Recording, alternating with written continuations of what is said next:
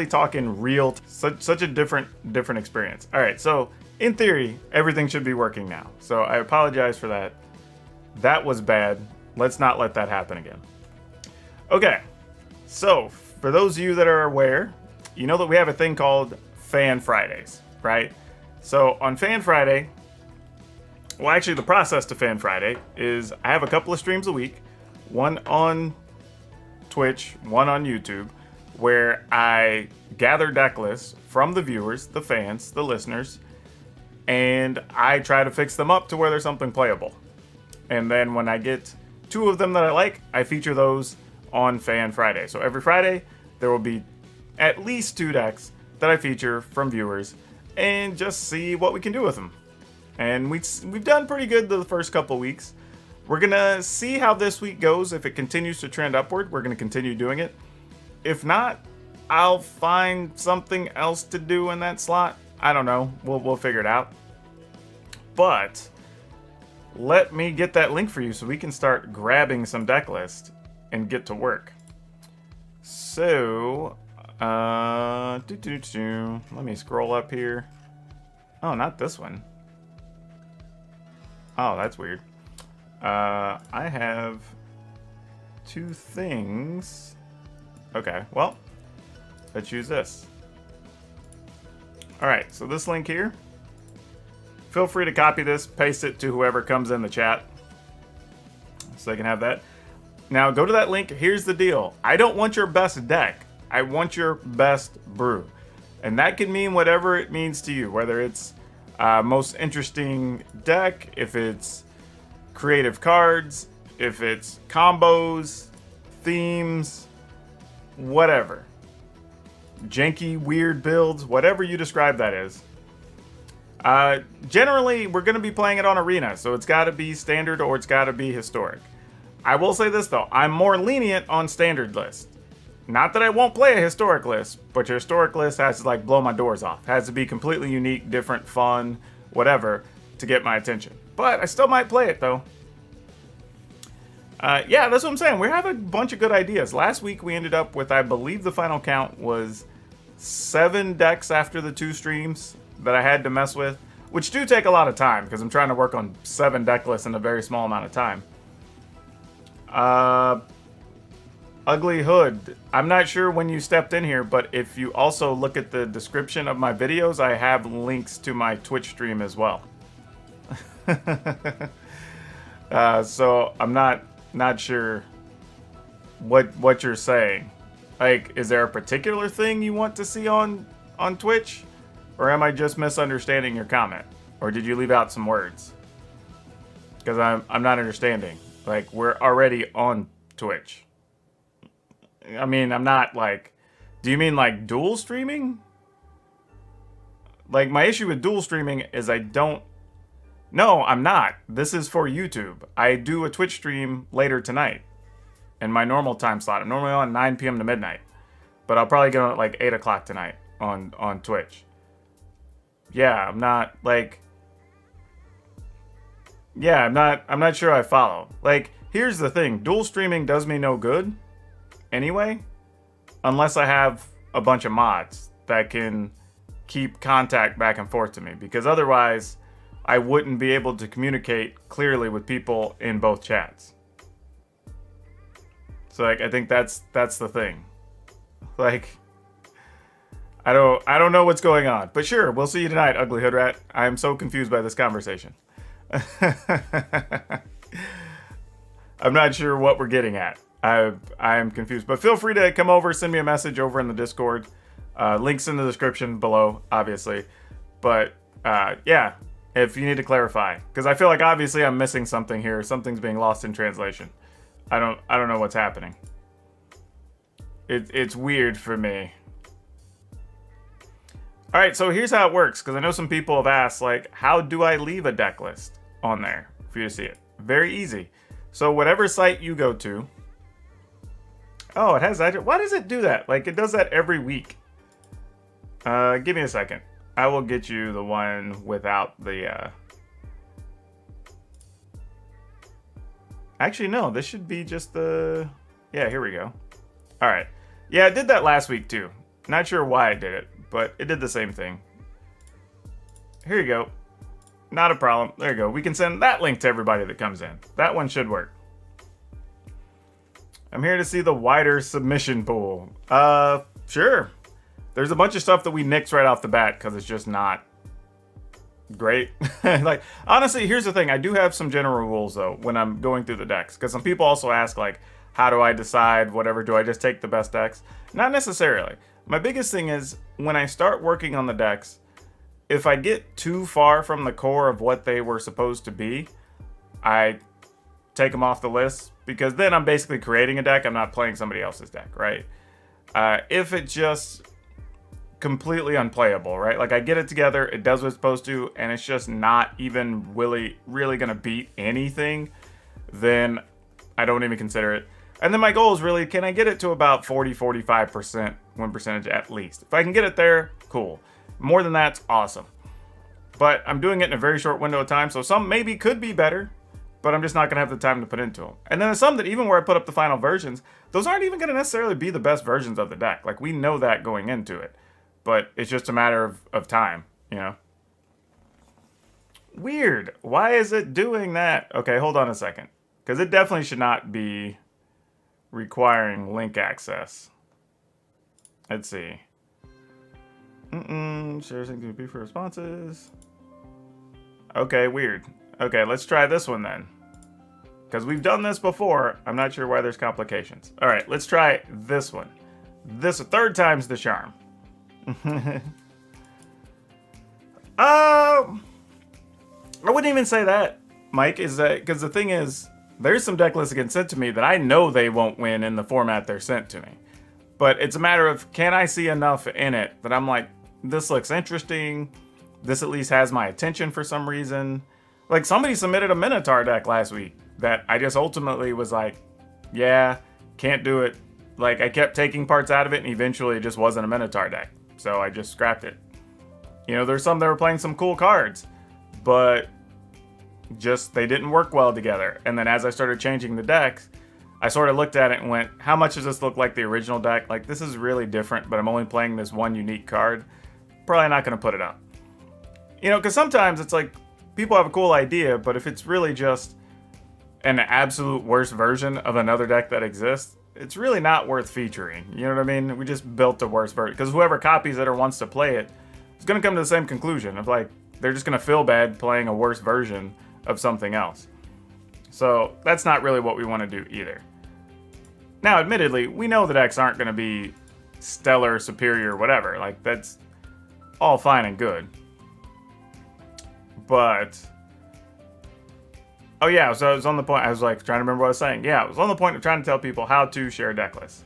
Alright, so the thing is, wherever you would normally host your deck, whether it's like Aether Hub, MTG Goldfish, how do I get a link of my build? This is exactly what I'm talking about right now.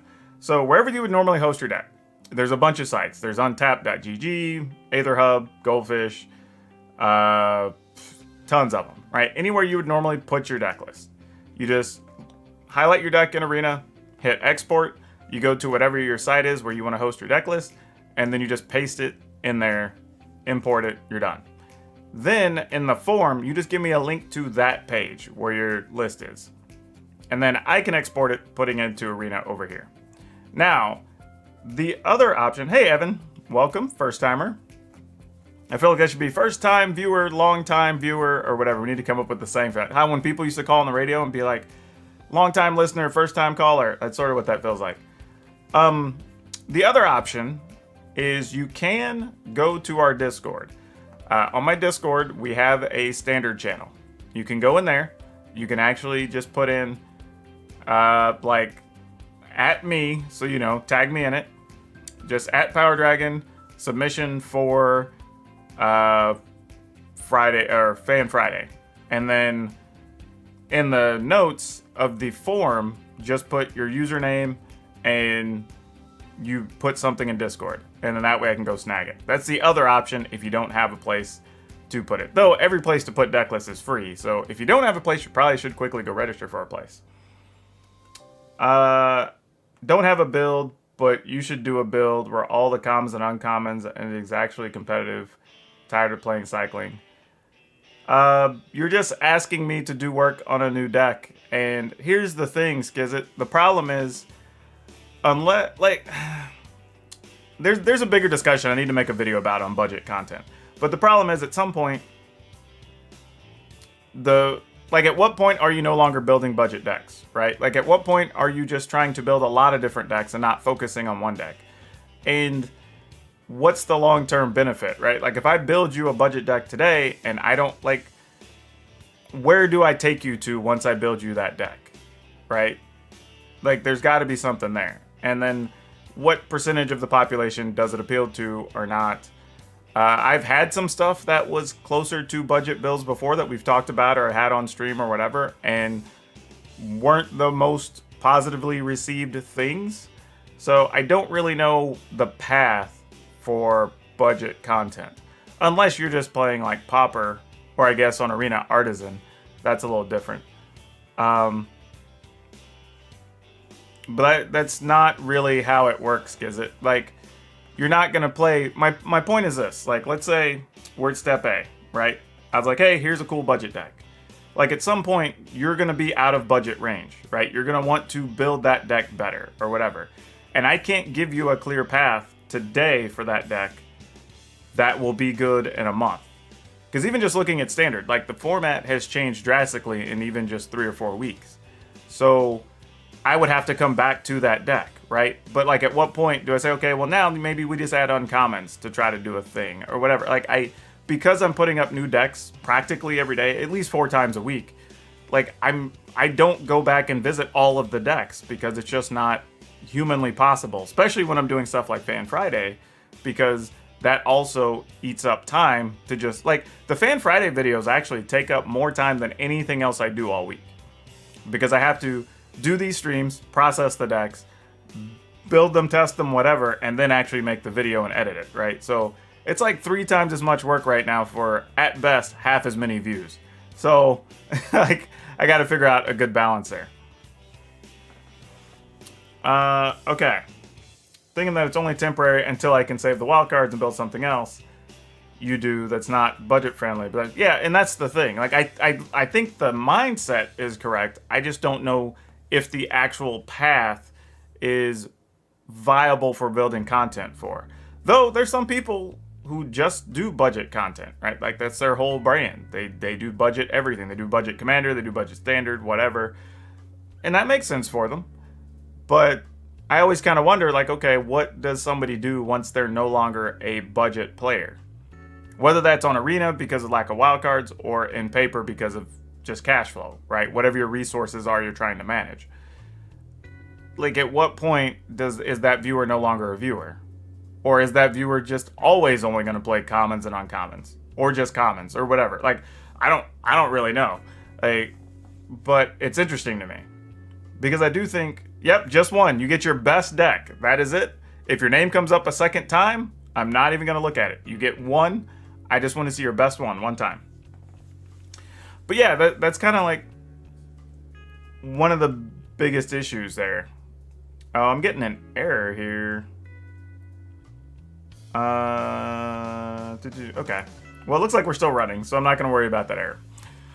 So, like, I like the idea of doing some budget content. I've even considered trying to do, like, a budget day every week. But even when I talk to people, I'm having a hard time envisioning who, like, it's weird to think about it this way, but it's almost like that is limited evergreen content in the sense that only a handful of people might want it today, right? But if somebody new comes along and wants to play Arena, and that's like, okay, well, they can go and build this deck. But even then, it has a limited window because once another set comes out, that's even more obsolete as a budget standard deck than a current standard deck would be. Because a current standard deck, you can always just add on cards from whatever the new set is, right? You're not worried about budget. But like, if it's a budget standard deck, it may not even be viable once the next set hits, right? They have to at least crack some packs or something to get another round of commons. I think so. I don't really know. It's an interesting thing though. It's something I put thought into. I just don't know the best way to go about it. And truthfully, I mean, here's a hard fact for people: is the game's not truly designed for ultimate budget things to just be mythic level competitive, right? There's rarely going to be ever more than, at best, if I were just guessing, I would say like 2, maybe 3 true budget options that are going to be available in any given season. Like, don't get me wrong, like, it's Arena. Some people can get lucky and do whatever. Like, that's fine. It'll happen. But the truth is, realistically, you know, you're just going to have to, at some point, crack into some wild cards. Now, I have other resources that tell you about, like, things you should be doing to get your, like, 1,000 to 1,200 gold a day and stuff like that. Like, feel free. I have a playlist for just, like, Arena tips and stuff. Go check that out. And that'll help you probably more so than just getting a bunch of budget lists. Friendly that gets higher rank is helpful. Let me explain. I'm not hard into Arena, as most viewers probably are. It's something I play now and then, and not something I really put a lot of money into. Yeah, so that's interesting. But you know what I would do in that case? I would, like, when the season starts, I would just spend a little money, get whatever wildcards I need, just build a deck that's decent, and then every time I come back to play Arena, I know I have a playable deck. And then just play that. And then just do minor upgrades throughout the season as you crack packs or something, right? If a certain deck gets big and you need a sideboard card or something, cool. Put those 3 sideboard cards in or whatever. But that would be, I think, more beneficial than trying to slog through with a budget option. Because you can just... And you may not even have to spend a lot. Like, whether you're saying you have cycling, that's a decent deck. Maybe you want to build... And the other thing, too, is, especially at the start of a season like this, like, you can... Whatever you get is going to be standard legal for a year plus. So just... There's no loss, really, to creating or spending those wild cards right now. Especially when they're popular cards that are going to be good in everything. When you're talking, like, Bone Crusher Giants and stuff like that, right? Well, yeah, and that's what I'm saying. Like, you don't want to just get smacked every round. So that's what I'm saying. Just look, like, you know, if somebody were to build Dimir Rogues, right? And Rogues have a fair amount of commons and uncommons in them. There are a few rares, obviously. But if you built that, like, that deck's going to be playable for a year. And some of those cards are still going to be good over a year from now. So you can just play that, and you have a good deck when you come back. You don't have to just play the budget option. Like, just spend it one time, and then just have the thing that goes. Especially if you're not playing a lot. You're not even... It's not like you're going to have time to really get bored of it.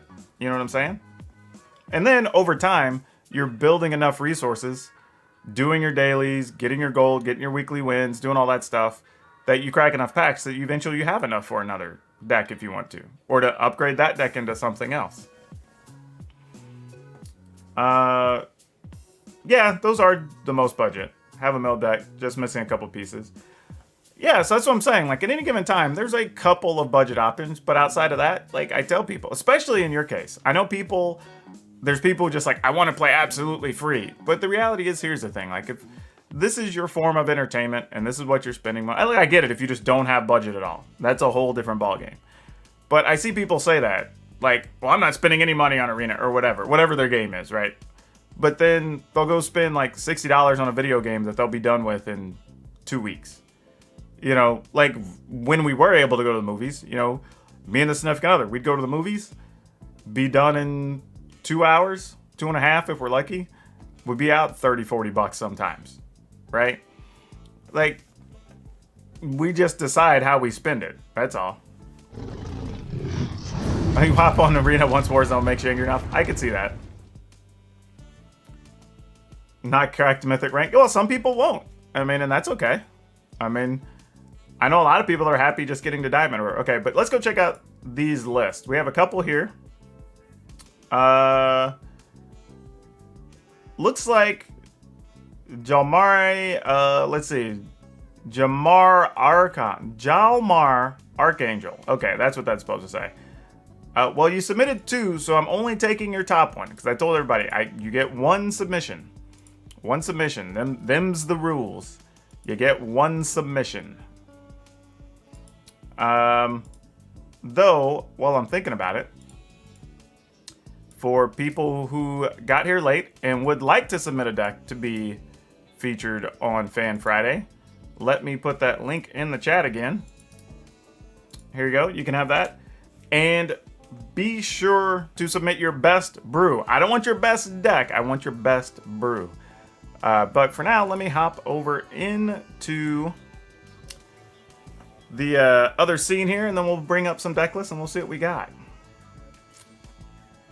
Exactly. Spending $20 on Arena goes way longer. Yeah, I think so too, the Relinquish. I mean, I put in like my $20 at the beginning of the season on the Mastery Pass, and that goes pretty far. And I don't really spend much else during the season usually.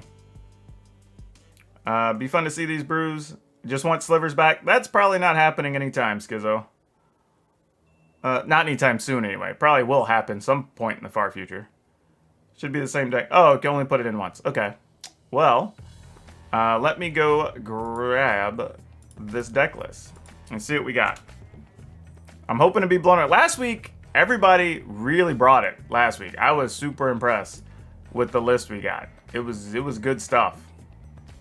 So I'm hoping this week holds up just as well. Because last week was exciting. I'm not gonna lie. It gave me a lot to work with, which is good. I'd rather have more choices than fewer. Alright, so we're gonna export. Oh, well, okay. I see mistake one. You already went with Yorion, which makes for awful content. Yorion games are super slow, so unless this is a super unique Yorion deck, I can pretty much tell you it is not gonna make the cut. I'm also having an error importing it for some reason. Let me go back and see what the problem is. Why are we having trouble? Let's see. What does it not like about this list? Alright. Well, let me try again. Let's export to Arena. Alright, we got it now. Alright, what do we got here? Let's see what we're doing. If we're doing something fun, I could still be talked into it.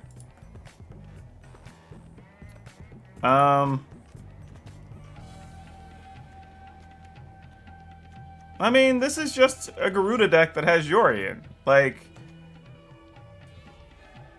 this probably plays fine, but just looking at it, I feel like you just made a Garuda deck play a longer game for no reason.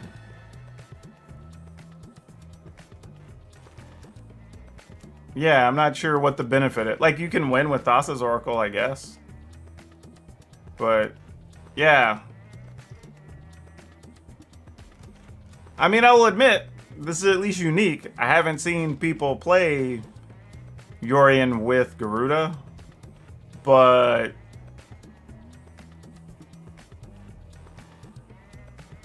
yeah, I don't know. I'm not sure. Like, and I just featured a Garuda deck last week, so I think that's kind of the other issue that's going on here. The problem is, though, here's what I have an issue with this type of list. Like, because you're playing Yorion, you ended up, like, feels like you had to shortchange your stuff on other things to, like, squeeze more cards in here. Right? Like, you could have been playing probably an extra Thassa that's got more value. You could play more Broodmoss that probably have more value.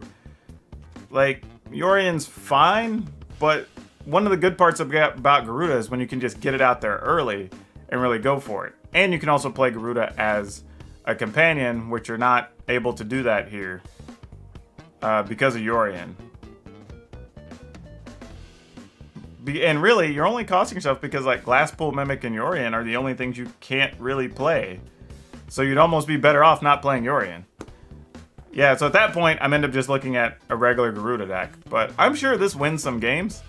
But I don't know if it's unique or different enough to feature. So this is our first one that I think is not. This almost feels more like just a good deck than being a fun or different, interesting brew. This is kind of just doing the thing, right? And just being good at doing the thing. But it's not like, I don't know. If I played this, people wouldn't be like, oh, here's a cool original thing. Right? This is just like, yeah.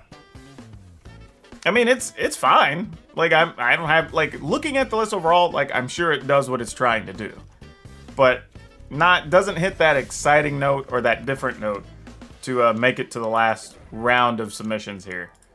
So we're gonna hop in and look at our second deck.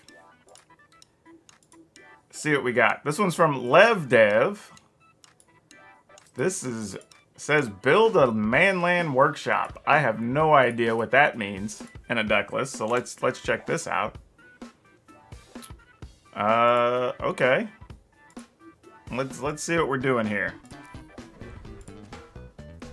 All right, import. What do we got?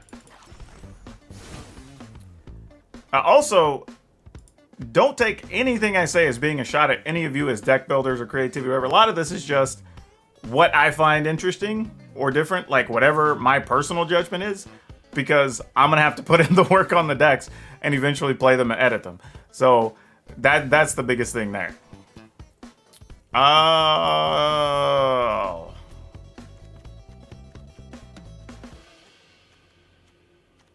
I have questions. I don't like... Okay. Alright. I generally try to be nice, but this is going to sound a little insulting. So I'm apologizing up front because I know how this is going to sound. But this just looks like you threw cards together. Like we heard these cards were good in these colors and tossed them together. Because there's like Ozolith with really nothing that gets counters except for like Crystalline Giant. You know what I mean? Like, I mean, I guess Polar Kranos gets +1/+1s. But then there's like Wolfhaven. It's like, okay, this is kind of doing a thing. But then there's like Fungal Rebirth kind of just hanging out. And then there's a bunch of like 2s of everything. So it's gonna lack a lot of consistency. Like and you only have 2 giants. I really have 4 total creatures. I guess technically Vivian's creatures get a counter.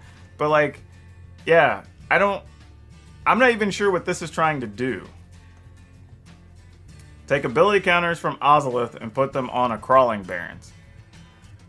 Yeah, that's a strategy that's unnecessary. I think is the best way to say it, right? Because if you're already playing the long game with the Planeswalkers and the removal, like you can just take 3 turns to put counters on your Crawling Barrens, turn it into an 8/8 or a 10/10 or whatever, and then just start attacking with it. Because the only benefit you get is if you're lucky, the Crystalline Giant gives you like a hexproof counter that maybe you could get onto there. But and the Ozolith is actually pretty fragile right now too because of stuff like Skyclave Apparition and whatnot. And you don't have a lot of things your opponent's going to have to remove early either. That's kind of the other issue that we're staring at. But yeah, I mean, oof. I think there's room for a counters deck, but I think this is a bit far from it. I would almost this is one I'd like to see you put more time in and then resubmit next week, where you find a way to put more things in that make counters, maybe find room for an extra Ozolith, and then you just have a backup option of your Crawling Barrens getting those bonuses potentially. Right? That's probably what I would do. But right now, I think you have a lot of things that aren't really servicing each other to really help reach your goal.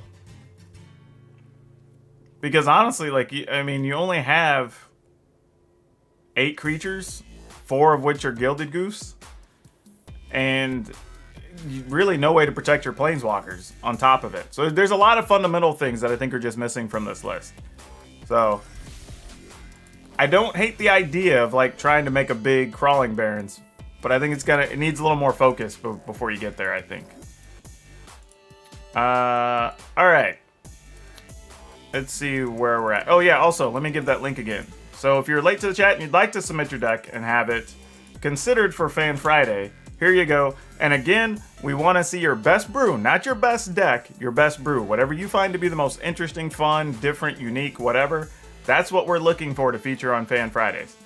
If you need an example, have a quick hop over and look at our videos from last Friday and the previous Friday. Okay, this one's hosted over on Goldfish by Maj. Maj is becoming a pretty good regular around these parts. So welcome, Maj. Let me see. I need to export that to Arena. I will copy that, and then we'll put it over here. Let's see what we got. Expansion explosion. Why? Why? Oh, and I can't edit this either. Okay, there we go. Let's see if this will work. For some reason, some sites actually put stuff in differently, so the machines can't read it. Fortunately, I've started to notice some of the errors. Alright. So this is different. This is a historic deck.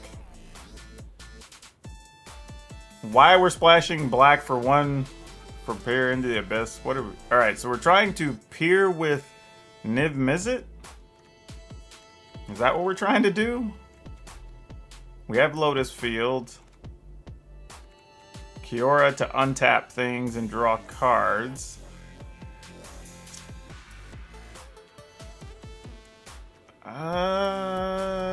So is the goal just get our one Niv Mizzet to kill with peer into the abyss? Is that the goal? I mean, I guess, like, is that what we're trying to do? Because if so, I want, like... The problem is the casting costs just make this such a bear to pull off. Like, this... Because you want green early to be able to play, like, Arboreal Grazers, Lotus Cobras. But then you kind of want blue so you can cast your Rewinds and your Uros. And then... You're hoping... You get either, like, the Cobra lives... Or get, like, this is... Oh, man, I don't know. I'm not even worried about Fae of Wishes right now. I'm like, the rest of the cards have to pull their weight. That's what, like...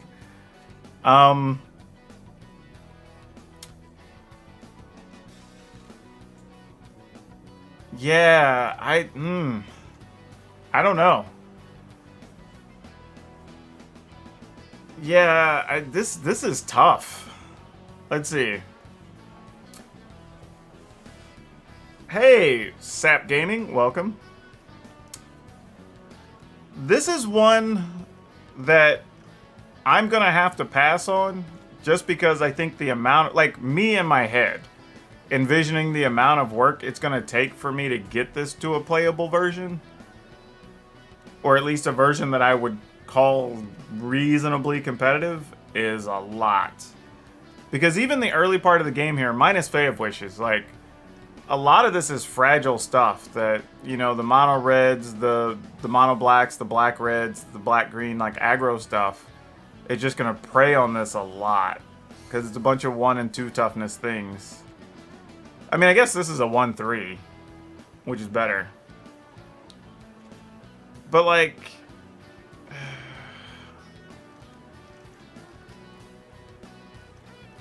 Man, I don't even know. I feel like this needs more options where I could, like, get more out of Niv Mizzet and more out of Peer into the Abyss. So if I don't get them together, I could do a couple of things.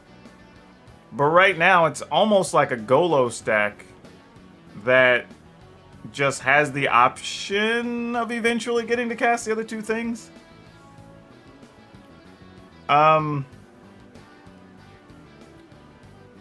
Yeah, no, I get that. Like, you can Lotus Field. I totally understand that. Like, that's a thing that can happen. I agree. But even then, like, Lotus Field is still just giving you 3 of one color. It's not, I mean, you still have to find the other 3 or whatever for Niv Mizzet, or 7 total for the Peer into the Abyss. And you're in weird situations because you don't want to block with any of these creatures because you need them for all the other stuff you're trying to finish. Though Uro is strong even on its own, and the life gain matters. I'm not gonna lie, this one has me interested. It really does. This one at least has my attention. I just don't know, man. I feel this one's one I feels like a trap for me, right? Like, I find it interesting, but I feel like I'd be setting myself up for a whole lot of work that I don't know if I have time for. Like, I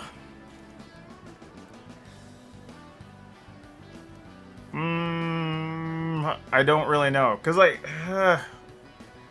I'm trying to think about all the things I could do. Like, if I'm using Vizier mostly to untap things, I mean, like, I know it cycles, but, like, could I just play more Blossoming Dryad, scrap that, play more Grim Tutors so I can get to the things I want?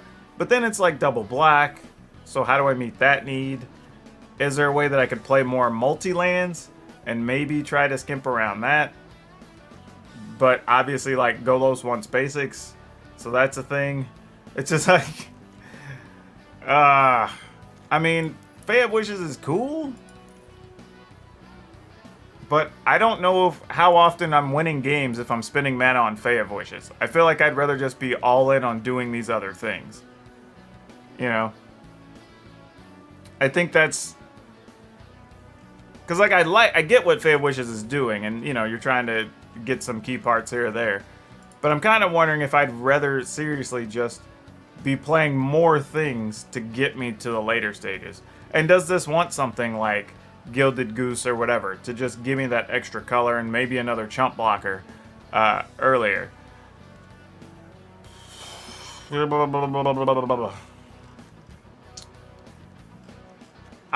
gonna... I'm not going to delete this one, but I'm not expecting it to be here by the time I get to the deck elimination rounds. Like, I'll say that. Like, I like conceptually what it's doing. I'm just, like, I almost feel like if somebody else did the work and got it closer, I would probably play that kind of deck. I just don't know. I don't know. There's a lot there to work on, I think. Okay, we still have 3 more decks in the queue. So if you would like to have your deck featured, let me post that link again for people there. There you go. If you want to get your deck featured on Fan Friday, you can submit one deck list and one only. I just want to see your best brew. However you define that, not your best deck, your best brew. And we'll take a look at it and maybe get you featured. Alright, so this is from a user that goes by Cooper Draw. Is it Cooper Draw because you're an artist? Because if so, that'd be kind of cool. I'm always curious about people's usernames because I see so many different ones, especially over on Twitch, and never knowing where they come from because everybody has fun origin stories. Alright. I should probably label this, that this came from Maj, so I remember. There we go. Alright, so this is... I feel like we got one of these submitted last week. The problem is, we already have some Death Touch decks on our channel. So, I mean, the deck's probably fine. I mean, I think there's some other choices I might consider. Because this list isn't even playing, like, Ram Through. It's not playing the Inscription of Ambition is another good one. But just, like, other fight spells. Yeah, and definitely would not play Expedition Skulker because it's just a bad card. I think you just have better stuff. You don't even... I mean, like, you can cut a Gem Razor. You don't necessarily need a bunch of them. But yeah, overall, this deck's fine. Nothing really good or bad to say about it. It's a viable deck. We just have some on our channel already, and it's already... Like, enough that off the top of my head, I already know what other cards to include because I've played this. Where do I upload and export a deck list in order to get a link uploaded to Google Docs link? Yeah, exactly. Any site there. I'll see the Bounty, Akum, Hellhound, Slaughter Priest, Croxa. Okay, we're listing cards, but I don't know what that is. Oh, this is the only place you're not Cooper Draw. Okay, cool. Good to know. I'll bring a good one next week. And wait, that's fair. Hey, whatever works. We're going to try to keep doing these. We'll see how they go.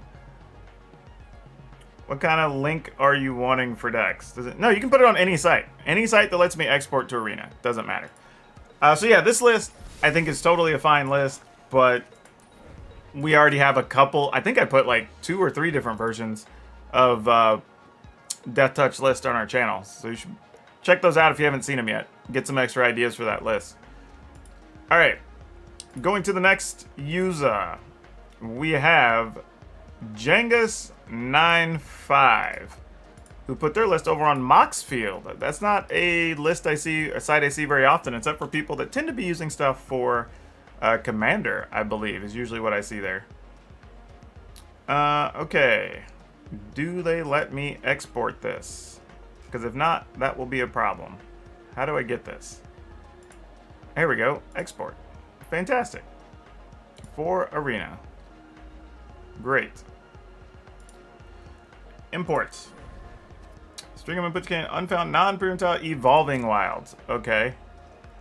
We may have to have you try another site, because it doesn't even like evolving wilds being on this list as is. So, Jengus, see if you could submit this somewhere else, because for some reason it's not letting me take that list. Let me see if I copy it for that, if it'll let me. No, it definitely doesn't want that. And won't let me put it in just... Let me see if I can... Regular notepad copy? Nope, doesn't want that either. It's having an issue with 2 different cards. So their formatting may not be correct for one reason or another. I don't know. So yeah, I'll need you to hit that up one more time and then resubmit, and I'll take another look at it. In the meantime, we're going to take a look at Wild Evil Donk and see what we got here. This one's over on Aether Hub. Alright. Oh, I gotta go back to the deck list. Here we go. Export here. Let's see what we got. It's probably gonna be something fun, because I always give y'all benefit of the doubt. User to create a link. I'm not sure. I think every site requires user to create a link. I mean, I guess you can go over and post it in our Discord and then just fill out the form and let me know you left a thing in Discord with your username. Alright, so we have Confounding Conundrum for 1 copy. So unless we're searching out this 1 copy, I'm going to say that's already a problem. Metamized Prophecy. Let you draw cards. Ominousy, Zephemia, Elspeth's Nightmare, Underworld Dreams.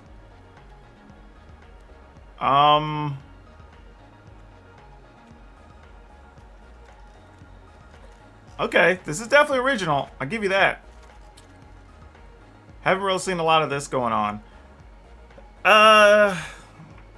Nitpicky things. I'm not sure how good Revenge of Ravens is. I've seen it come up in a couple of lists. I tend to, even when I'm playing it, I don't tend to want 4 copies.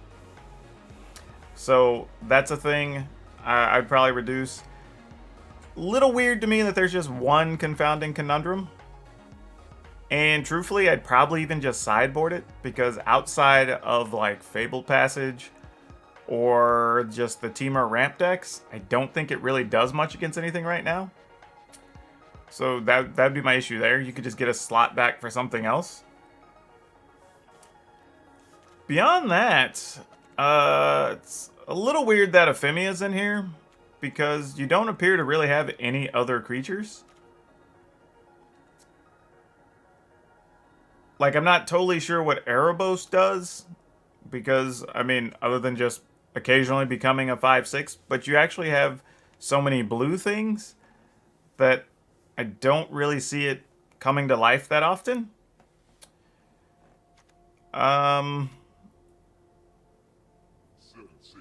Like, even the Minions Return is neat, but we don't have that many kill spells in here, so I'm not completely sure how you even get the opponent's creature dead.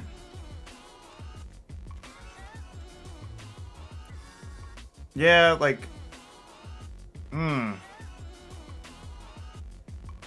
It's also a very top-heavy deck, too. There's a lot of... Once you get to 3+, there's quite a few things here. With Shark Typhoon, Kioribessa, Sea God, Lithoform, Renge of Ravens. Conceptually, I feel like there's something here. But, like, there's stuff like Underworld Dreams is kind of just here. It's not really doing anything.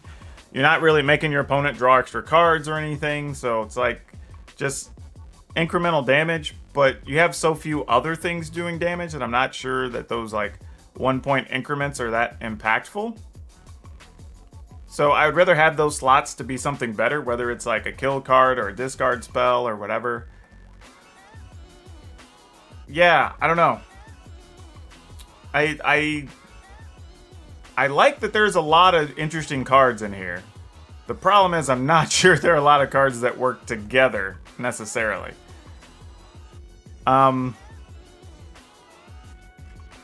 Yeah, this is another one where I think I'm just going to have to put too much work into this one. I think there's a lot of... Like, the bones of something are here. But it's like, there's like Ominous Seas, but you don't really have a bunch of ways to draw cards. So, like, you're just gonna wait like 6-7 turns to really trigger this.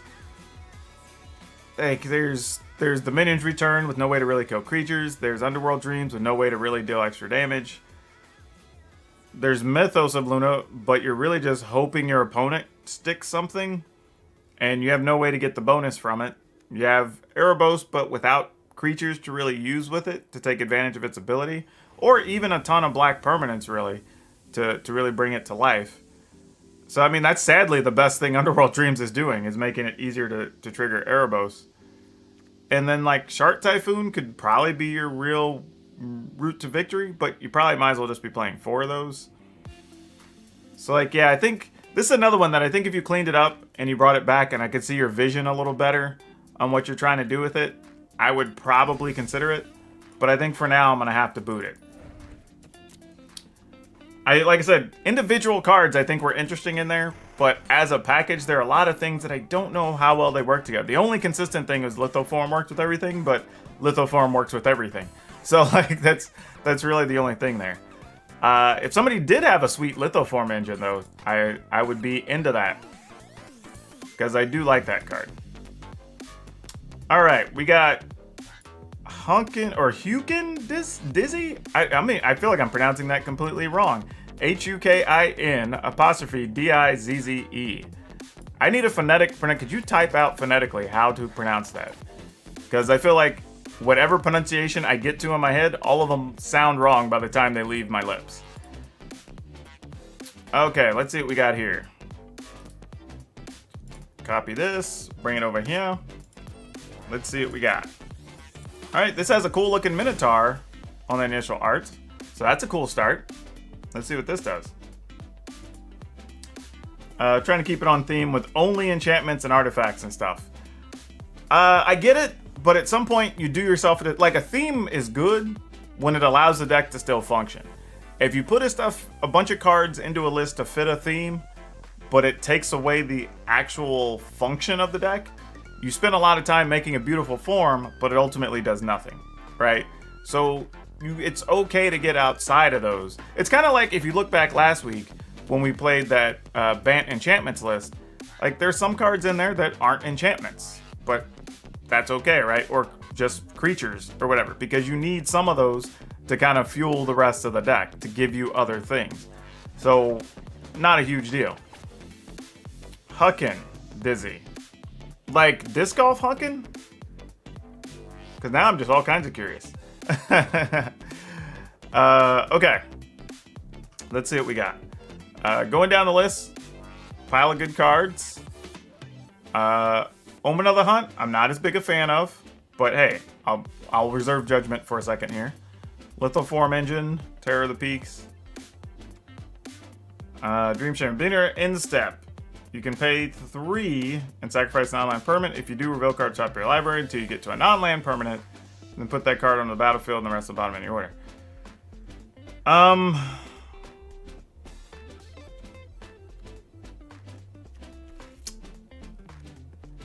Okay, so what are we trying to do with this list? Because again, I think I have just a lot of questions.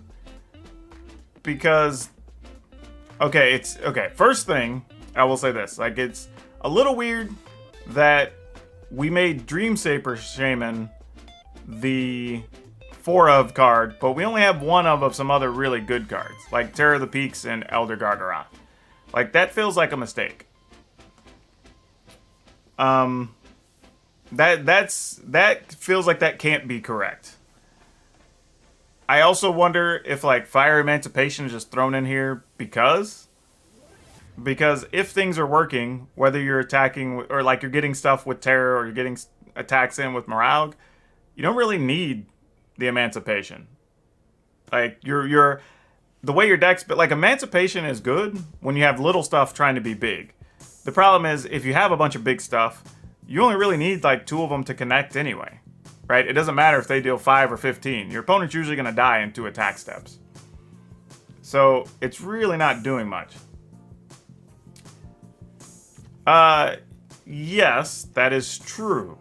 However, when I saw the Dreamshaper Shaman, the problem is you're going to have also odds of hitting like Gilded Goose or Omen of the Hunt or Clothis and not necessarily stick your big creatures, right?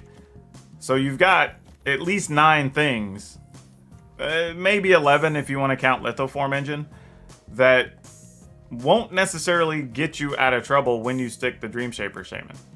Like, plus it's 6 mana. You don't have really a lot of ways to ramp up to that either. I mean, you've got Gilded Goose, which you're not playing 4 of, and Omen of the Hunt. So, like, that helps.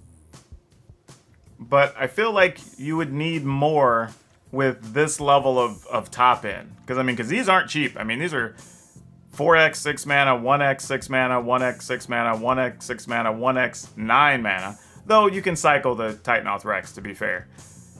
But then there's stuff too, like you're playing Castle Locthwain without very many swamps and only a modest number of like black sources. So yeah, there's I would almost like this better to just see it as a Jund list without the Dreamshaper. Just play the good cards and try to use Lithoform Engine. Anybody who showed up late, totally okay. You can still submit deck lists for a limited time. It's over there. And again, I just want to see your best brew. I don't want to see your best deck. I want to see your best, most interesting brew. Yeah, this is... Conceptually, there are parts here. But, again, I think we're in that weird zone of, like, we have a lot of cards in here that are wishing, dreaming big, but don't necessarily go together. Like, you don't even have real odds of casting a Massacre Worm, right? You're kind of hoping to do it just off of the Dreamshaper Shaman. But really, if your opponent's not playing small creatures, you don't greatly care about sticking a Massacre Worm. And would you not rather hit like a Gargaroth, Terror of the Peaks, whatever, right? So I would just play more copies of those, I think. And sadly, the Dreamshaper Shaman, there was actually a Minotaur list that got submitted last week. And Dreamshaper Shaman was one of the cards I started to cut for the same reasons I'm telling you right now. Like, it's for 6 mana, even for 5 mana, you just get so much more than you get out of the Dreamshaper Shaman. The only other thing, maybe, like the list I played last week that had the Transmogrify type list, you know, maybe that's a thing. You could sacrifice like a 1/1 and go get one of your big finishers or something. But the problem is, too, you may also just hit another Dreamshaper Shaman, and that's not very exciting. You know what I mean? Like, so it's kind of a tough situation. So yeah, I don't know. This is one, again, I feel like it's got an idea, but I think it's having an identity crisis. That it's not quite doing what it's trying to do. Because honestly, I almost feel like if you cut the list off right about here, either right before or right after Lithoform Engine, it looks like 2 entirely different decks. Like, I can't tell really that this first half goes with this second half. And I think that's part of the problem.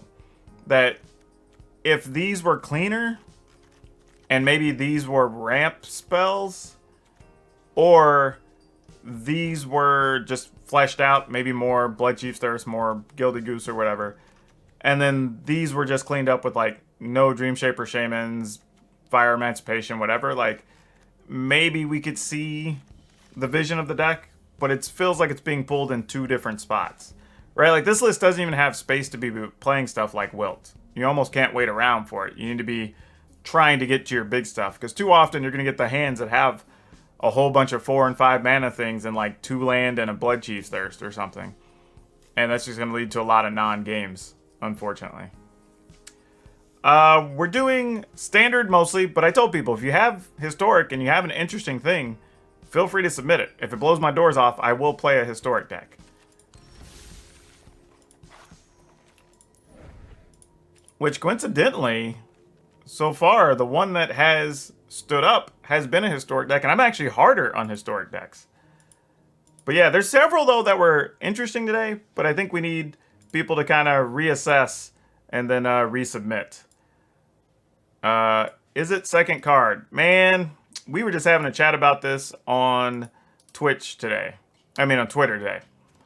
That, is it small version, is it just isn't getting there? Also, we have a problem with second card, is it? Because we basically just built this deck also last week. I think we did a video with this. Different style. It was also a Fan Friday deck. But I assume this list is probably fine. Yeah. I mean, not a lot to say about this one way or the other. I'd probably just play an extra Phoenix of Ash over probably even the 4th copy of Ominous Seas. Because even when drawing extra cards, you don't get the 8/8 that often, and the 8/8 dies to pretty much all the removal people play. But yeah, this is one I can just say it's fine. Like, I mean, it's like it's not doing anything good or bad. It's reasonable. It's playable. It's probably one of the few ways you can play Izzet right now and still do stuff outside of like a full control Izzet deck. But yeah, not a bad deck. Just nothing that's unique really or different, or even just playing cards that people aren't really playing. Good deck. You'll probably win some games with it though.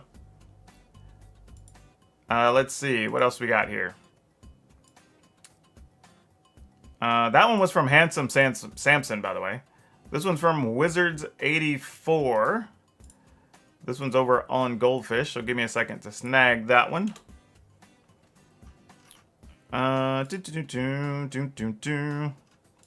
We will copy that. We will import here. Let's see what we got here. This is Song of Creation. Genesis Ultimatum.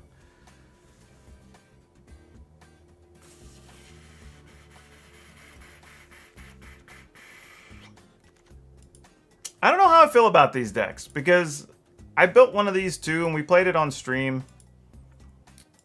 And I think at the end of the day, Song of Creation ended up getting cut, and that was the whole reason we built the deck, which is kind of sad. But ended up being the worst card in the deck, sadly. Like, everything else just played better even without it.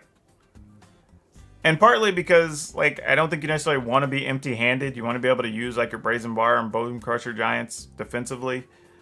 I'd question this list anyway, though, because should just have 4 Bone Crusher Giants. I mean, yeah, I guess it makes sense Ultimatum's in here. But,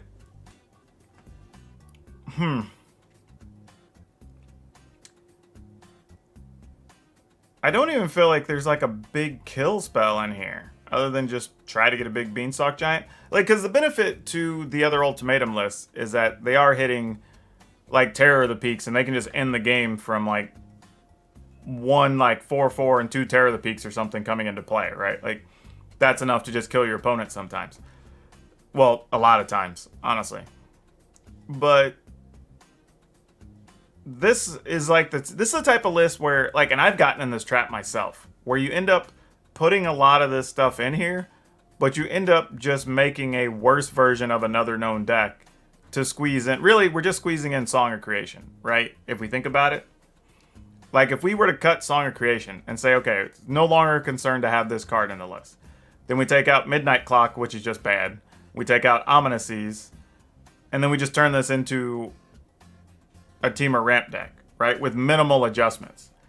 Like, and I think that's the issue here. It's like, this is kind of what we started out talking about on the stream. Like, it's neat, and it probably does a thing, but it's kind of shoehorning cards in just to be able to play Song of Creation. Like, if you don't get Song of Creation, like, Midnight Clock's just a bad card, right? Like, Ominous Seas is not a great card. Because even without Song of Creation, you don't even have a way really to draw extra cards for the Ominous Seas. It's just a thing that just sits there.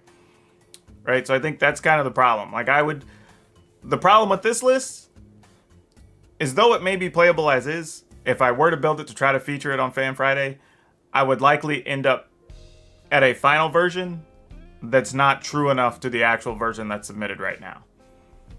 I think that would be my issue, is that I would take out enough pieces that I would be closer to just playing a Teamer ramp deck, and that's not really, that wouldn't please the creator, that wouldn't please the viewers.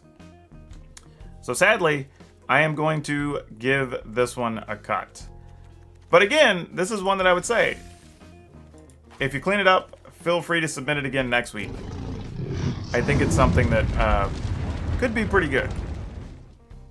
Thank you for that subscription there, Anthony. Okay. We can do this for a little longer. Let's see what answer. Jarang Gang has one here. List over on MTG Arena Pro. That's one I don't see too often. Somebody posting stuff over there. Let's see what we got. Let me see if I can remember which one of their things exports the deck. There we go. Because they don't label theirs. MTGA format. Absolutely. Copy the output. That's what we want. Alright. Let's import. See what we got. So we got a Porcupine. What are we doing here? At least when it's unique and I can't immediately identify what's going on. That's always an interesting thing. Alright, so we've got Caryatids, Cobras, Ramthroos, Lead the Stampedes, Territorial Scythecat, Porcupines, Migratory Greathorn.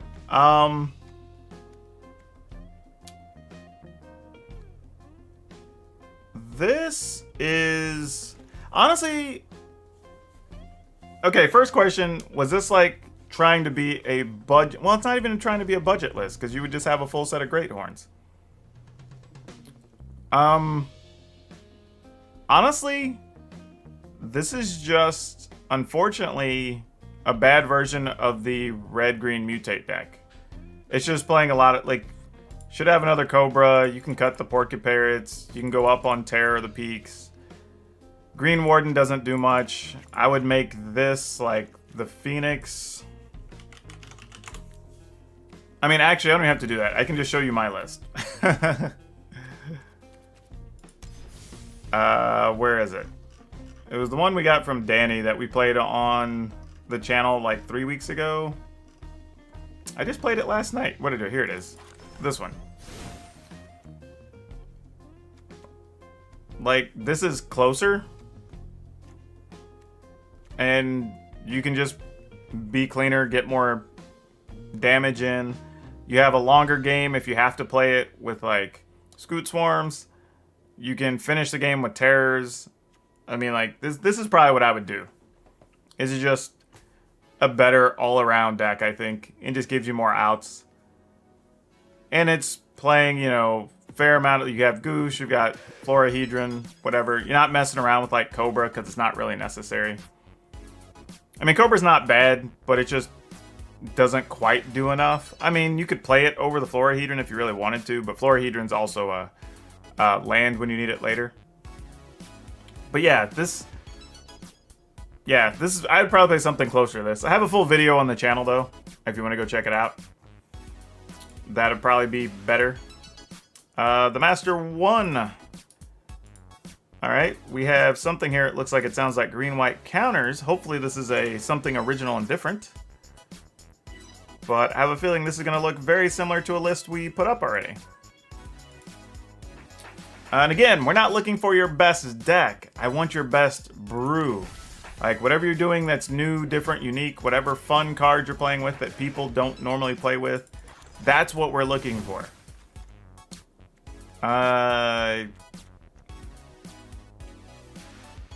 Yeah, this is kind of standard fare. Though I will say, personal experience, I have long since cut playing, I think, Wildwood Scourge in my latest list. I don't play Hydra's Growth because you're usually just winning games you already win.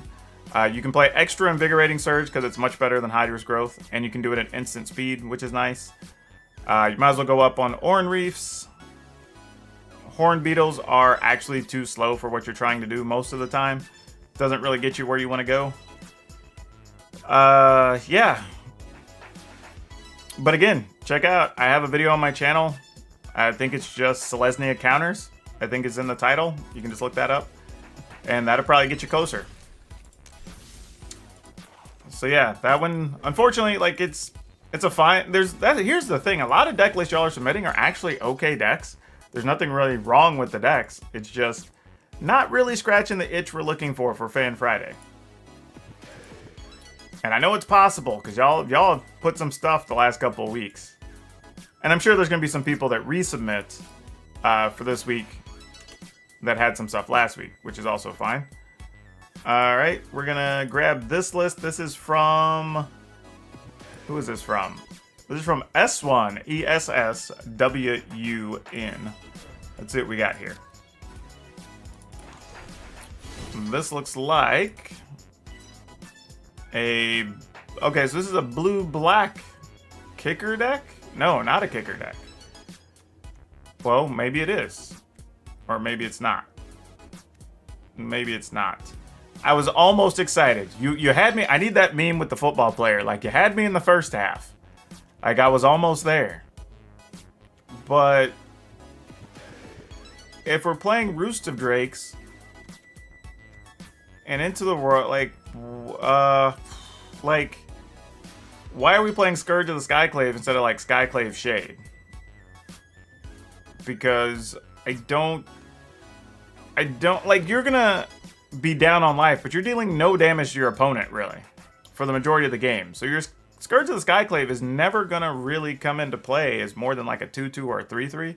I mean, if you're lucky and you can kick it, that's awesome, but it's not really doing much else. Midnight Clock is fine if you genuinely think the game's going to go that long. Personally, I'd rather just play Maze Mine Tome, because I'm at least guaranteed to get stuff from the tomes before they get blown up or removed or whatever, and I don't have to worry about getting the 12 counters.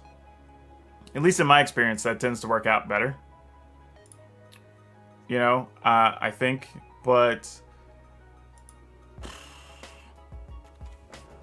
Man, I could almost go for, like, a kicker control type deck. And I thought that's where this was headed. But then it just took a weird, sharp turn that I'm not sure what it's trying to do. Like, right now, it's only win condition. I mean, assuming you... I mean, I guess if you stick a Rooster Drakes, you might be able to kill them with 2/2s. But you need a lot of defense, so maybe you're just chump blocking with them. Your only real route to victory is a Shark Typhoon and a Lockmere Serpent.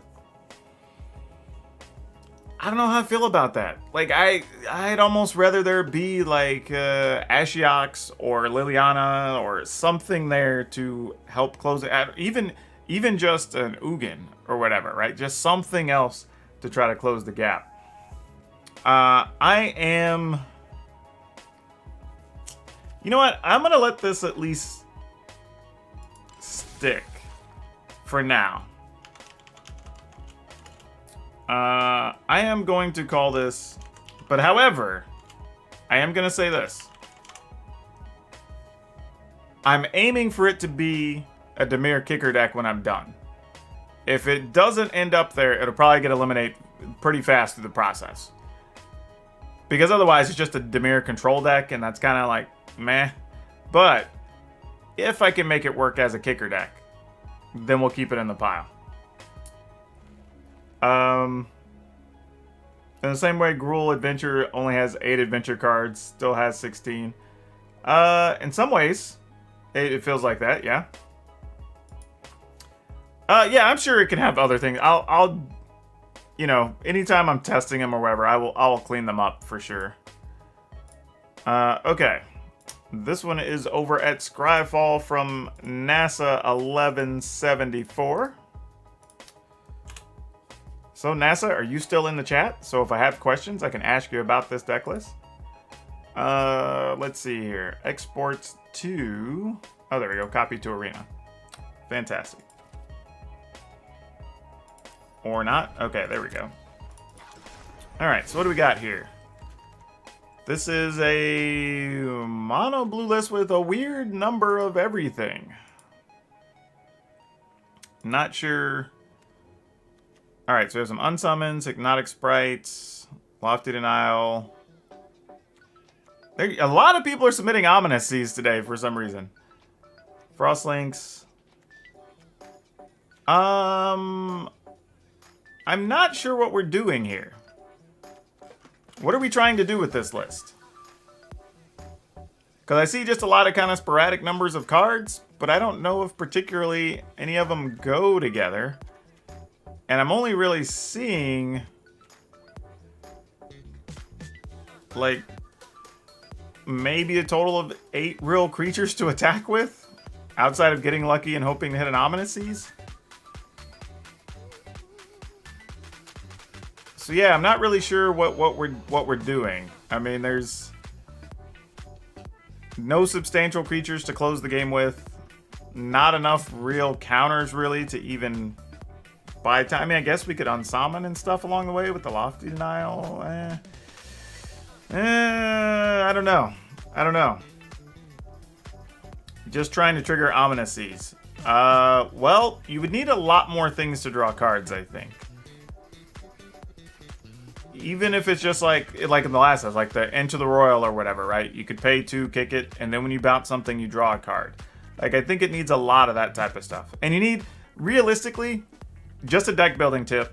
Don't rely on Ominous Seas to win the game. Because several of y'all submitted decks with Ominous Seas today.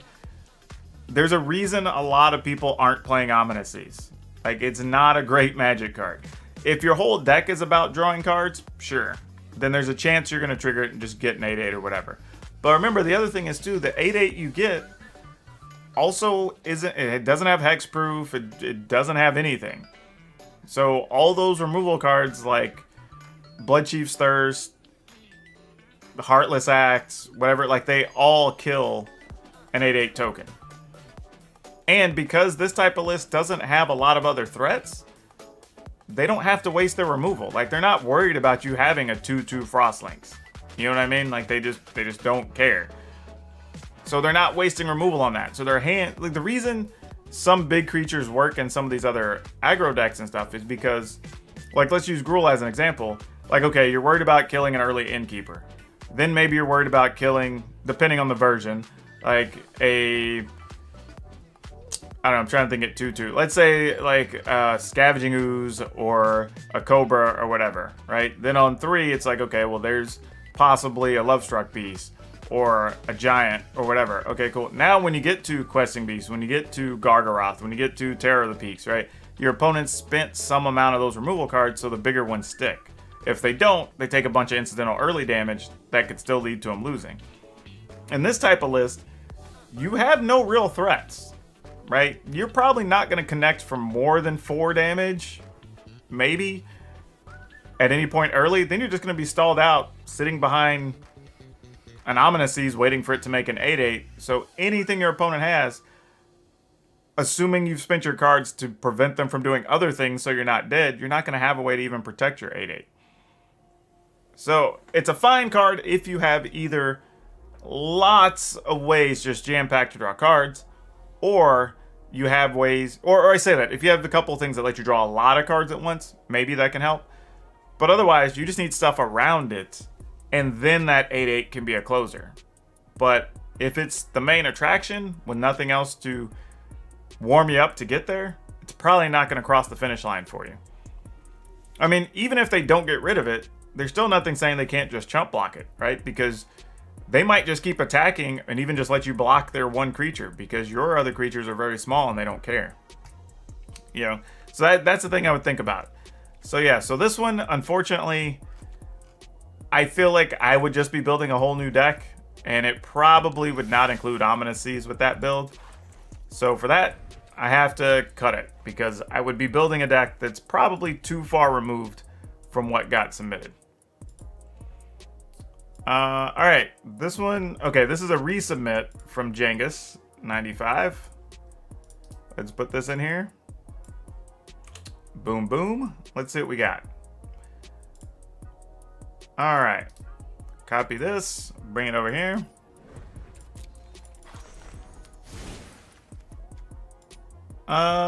Did this get submitted last week too? Because I feel like this was a deck list somebody submitted last week. Feels very similar.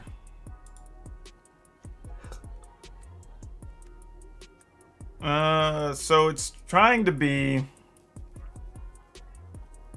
a party deck, I guess. Esper Party.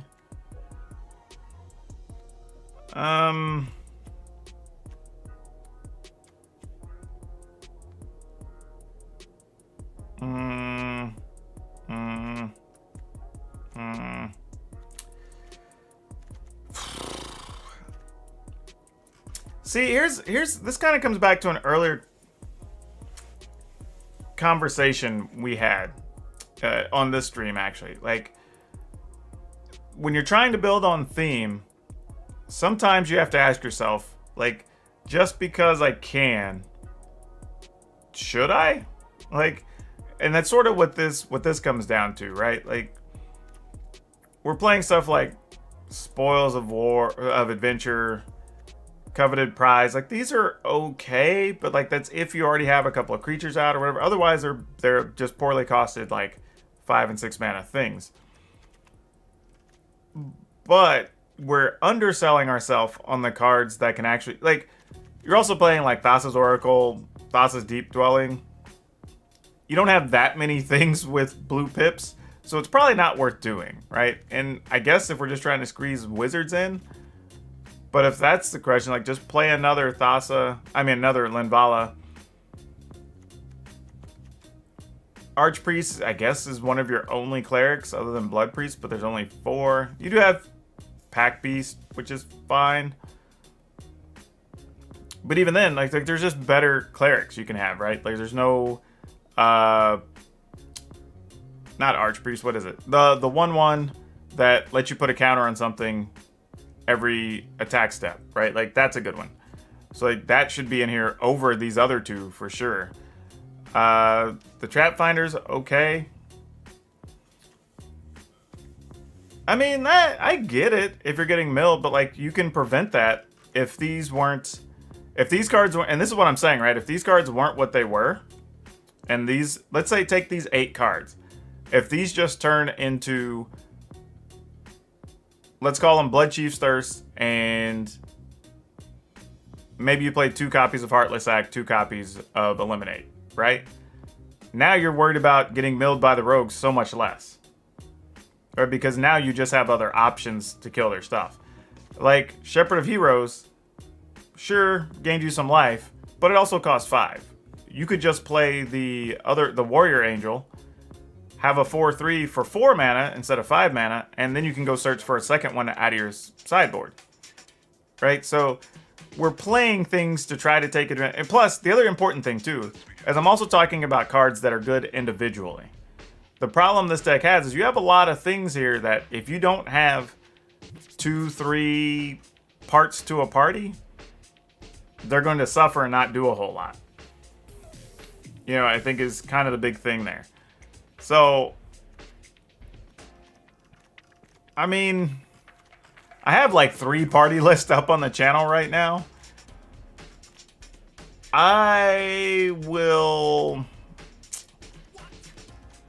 I'll at least consider this. I mean, maybe people just want more party decks. I don't know. We'll at least leave it in contention for now till I figure it out. But I'm not sure how different it's going to be than the other party lists I've played, except for it does play the rogue thing that could possibly let you draw cards. Problem is, it's kind of bad on its own, but we'll see. All right, let's see what else we've got. We've got a couple left in here. Durang Gang, we just saw a list from you. Is this the same one? Because everybody can only submit one. So if I look at this and it's not the same one, then yep, you either have to catch me on Twitch tonight or you have to come to next week's stream. You only get one, so we're not looking at the second one. Fargus. Let's see what you've got today. Are you in the chat, Fargus? This is on deckstats.net. This is actually the first time I've seen this site. I don't know if that's good or bad. Download the deck list? Oh my gosh, they have a very poor way of doing this. Okay. Oh wait, so I have to actually like, oh my gosh. I have to open a whole separate thing and then copy that from a notepad? Yeah, I'm gonna recommend not using that site, Fargus. Their site also looks very poorly laid out to other options that are available. Let me see. This is a couple extra steps here. Let's see, copy this. All right, let's see if that worked. All right, that did work. Oh, this is a 5-color thing. Okay, this. Let's see. Happy to hear your take on it. When you're going live on Twitch, it'll be sometime between 8 and 9 p.m. tonight. Normally I stream 9 p.m. to midnight, but I'll probably get on a little early this evening. Yeah, I'm always hosting someone on Twitch. I have a bunch of other channels and friends set up to auto-host when I'm not on.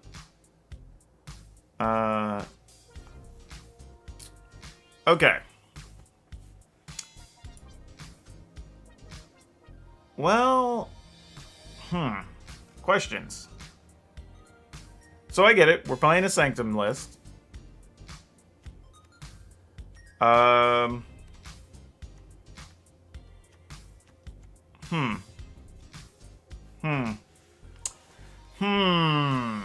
all I can really say about that.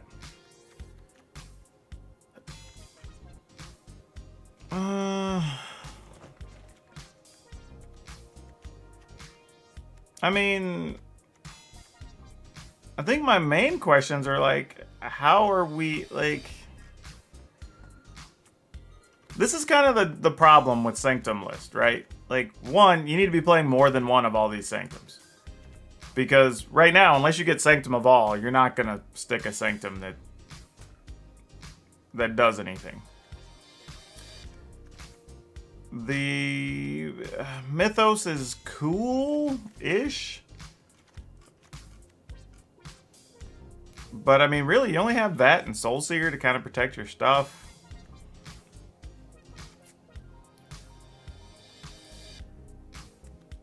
Why is Giganta just saying... Okay, I'm assuming Giganta is supposed to be your companion or something here.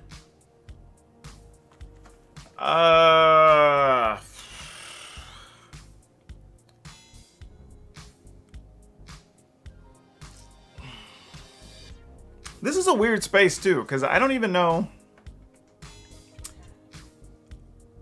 I'm not even sure where I classify this, right? Is it different because it's playing Sanctums and people aren't necessarily playing a lot of Sanctums? But it's also just doing the Sanctum thing that we all saw people doing when they first came out, right? So I'm not really sure how I feel about this. There's also weird things too, like you only played one of all the Sanctums, except for the Sanctum of All, but you played like 4 Klothys and 4 Narset and whatever, and those are legendary where if you have more than one, it's kind of a dead card. And I don't know if this list can afford a bunch of dead cards. Like, you can get Narset, but then you don't even have a way to protect it. You know what I mean? Like, you spend your mana on Narset, there's no blockers or anything for it. So that's kind of a concern.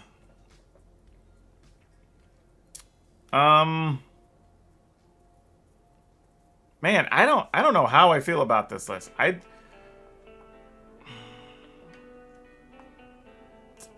Yeah, I feel like this is another one where I say, like, if you cleaned it up and brought it back, maybe we could have a conversation about it.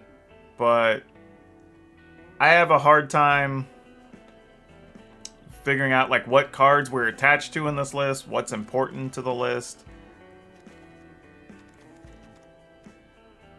And honestly, I think this is going to be the other factor. I just don't see Sanctums winning a whole lot of games. And one of the factors I have for featuring in a Fan Friday is, do I feel I can get it to a place that it's at least 40% win percentage against random stuff I would see on the ladder? And I don't know if this is going to be able to get there. Because I'm even thinking about just a variety of decks right now. Even stuff I've featured on the channel in the last couple days. And I'm not sure how it would beat most of those. Because for a large percentage of the game of each of these, like, the Sanctums aren't really doing much of anything. You know, like, if you get lucky and hit, like, say white Sanctum, black Sanctum, red Sanctum in order, that's great. You know, and it looks awesome, but that's also, you have to hit 3 1-ofs. You know what I mean? Like, so, yeah, I'm unfortunately gonna have to pass on it.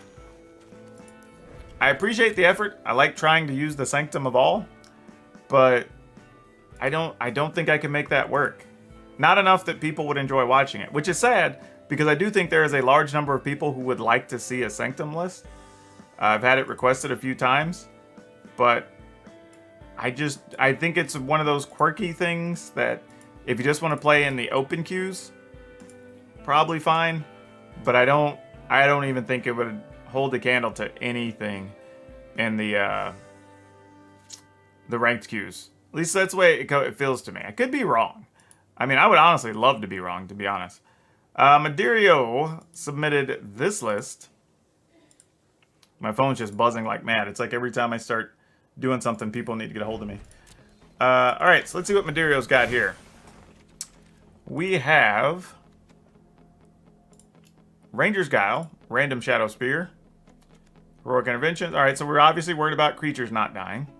That's a thing. Spore Web Weaver. Not the biggest fan of this card. Cub Warden, Porcuparrot, Gym Razor, Brash Taunter, Terror of the Peaks. Alright, I'm Maderio, if you're still in the chat, speak up. I need you to communicate to me what this list is trying to do. Because there are a lot of cards here, and I don't know which of these, if any, go together. Like, there's Cub Wardens. Well, like, I get that part. Like, theoretically, it's a combo, yes. Like, getting Spore Weaver, but, like, that almost never happens. That just never happens. Like, I remember when that combo was first discovered, and everybody kept saying, every time I had Terror of the Peaks, they were like, why don't you put a Spore Web Weaver in? Why don't you do this? Because it just doesn't work like that. It just doesn't. It almost never does. There's so many spot removal cards that it just never does what it's supposed to do. Like, I get it. We all want it to, and it's awesome, but it just doesn't get there. And I would say this. If you were gonna do it, I would lean even harder into the combo, right?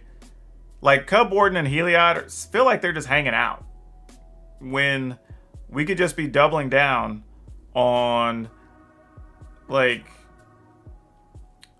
the Great Horn, even if you want to play Scoot Swarm or whatever, and, like, then you have more routes to victory. Because right now, it feels like if you don't stick exactly the combo, this deck's going to struggle real hard trying to win. Just have to say you were excellent on Slayer and Commit. Oh, well, thank you so much, Cliff. Well,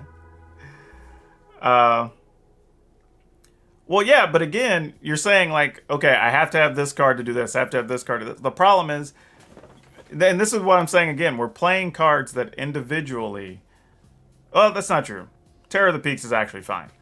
But you're squeezing other cards in that individually aren't pulling their own weight. And that's usually bad. Yeah, I think is the problem. Oh no, I get it, but again, it's a one-of, right? I'm not saying that's what I'm saying. I'm not saying none of the stuff in the deck works. That's not what I'm saying at all. So, rewind the thought process. What I'm saying is, we're playing a lot of marginal things to get that effect. When we would be better taking all these other things and just putting the combo parts into an actual deck. Right? So keep the Spore Weaver, you can keep the Ranger's Guile, Heroic Intervention, whatever, right? But then Heliod, Cub Warden, we could cut like one Porky Parrot. Brash Tarner's cute, but like it can go too, right? Then played more of the Mutate ramp package. And then that way you can just cast some of your bigger things easier and then also get the combo. Is it cool if I tell people they should nominate you for... yeah, go for it. People can nominate me for whatever they want. I have no problems with that ever. But yeah, I've seen the combo. Like, and people have talked about it before, but like... Again, you have to... The problem is, like, you have to have both pieces and ways to protect the pieces kind of all in harmony.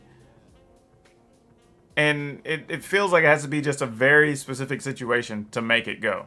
Like, when it goes, and it's awesome, right? Love that. like, but I would rather see more parts that, like, can kind of, like, grind together, and this is part of a bigger picture. I think as it's built right now, the deck is literally trying to do just the combo. And if that doesn't happen, you're probably just going to get run down a lot of the time. Or you're going to have to play your cards without their actual purpose. Like, you're just going to have to cast Cub Warden and just be a big dumb 3/5 or whatever, right? That's just what it's going to do. Like, you just... But there's, like I said, just as a package, especially since you don't even have all that much, like, white mana, right? I mean, I guess, well, yeah. I mean, you have at least enough you could play them, I guess. So yeah, I get it.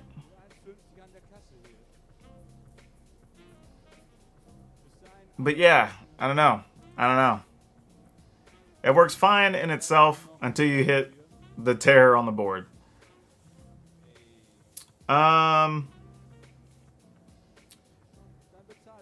Yeah, like I said, I don't hate this. I really don't. And it sounds like I'm like dogging it out or whatever, but I really don't.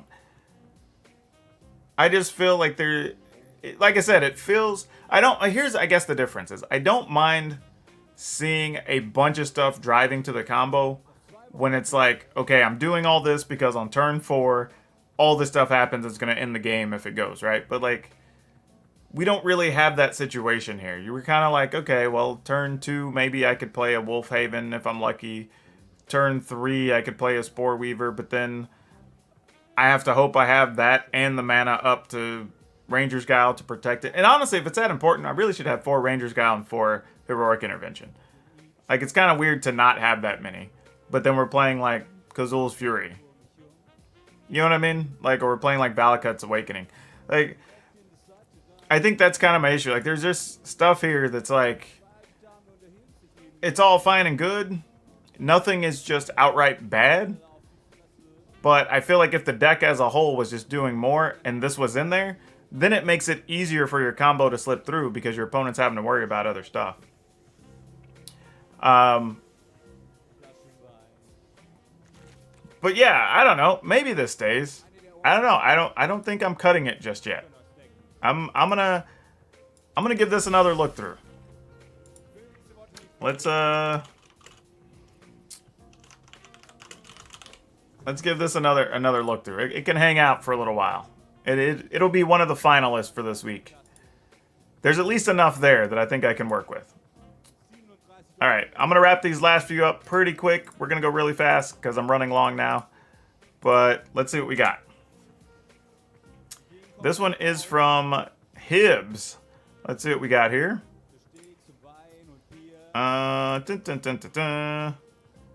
We'll copy this. Import. Let's see what we got. What original things do we have here? All right, so curiosity, obsession.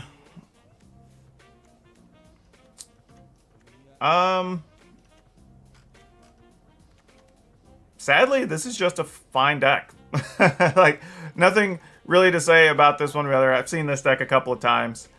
It's a good deck. It's fine. It'll win some games just from outcarding your opponent. Probably could use like a Thoughtseize or something, but like otherwise, it's fine. I mean, not much to really say about this one way or the other. Like, you know, maybe I don't know, a couple more things to protect your creatures possibly, but you have like Ghost Form. You've got Luris. It's like, yeah, I mean, that one was easy. That's just a deck. No, nothing new or surprising there. It's just a solid deck. All right, we're gonna take a look at this one from Red Cliff Racer. Let's see what we got. Over on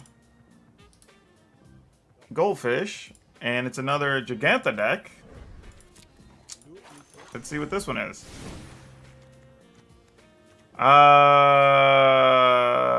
Yeah, we do this every week. I thought we were gonna get by without somebody submitting an experimental overload deck.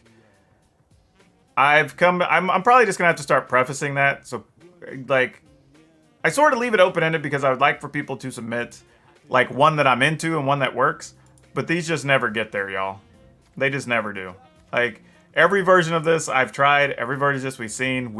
Last week we had 3 of them on YouTube and 2 of them on Twitch submitted. All of them just don't even get close. Like, they just don't. I want it to be a thing. Maybe not experimental overload because it's not a great card, but I want the concept of this deck to be something, and it's just not. We have multiple people submit it every week. I would not be surprised if I'm going to see another one of these tonight over on Twitch, but it just never gets there, and I don't know what to say about it. Like, I don't know if it's just not enough good cantrips, or really, I think the problem is like what the previous decks had, where you had the 2 Drakes that got bigger for cards in the yard and whatever. Like, you had good cards individually that could be like 3, 4, 6 power attackers and really do something. But the problem is this list doesn't have that. Like, this is just a bunch of medium level cards. I can't even say they're bad or good. They're just a bunch of medium cards. And experimental overload. You know what I mean? With instant sorcery cards for your graveyard. So this is just like... And again, it plays fine. But that's literally all I can say about it. Like, I've built a bunch of versions of this. We've had a bunch of versions submitted. I normally go back and like mess around with one during the week, because I think this is the type of deck that people would enjoy as viewers. But none of them hit though.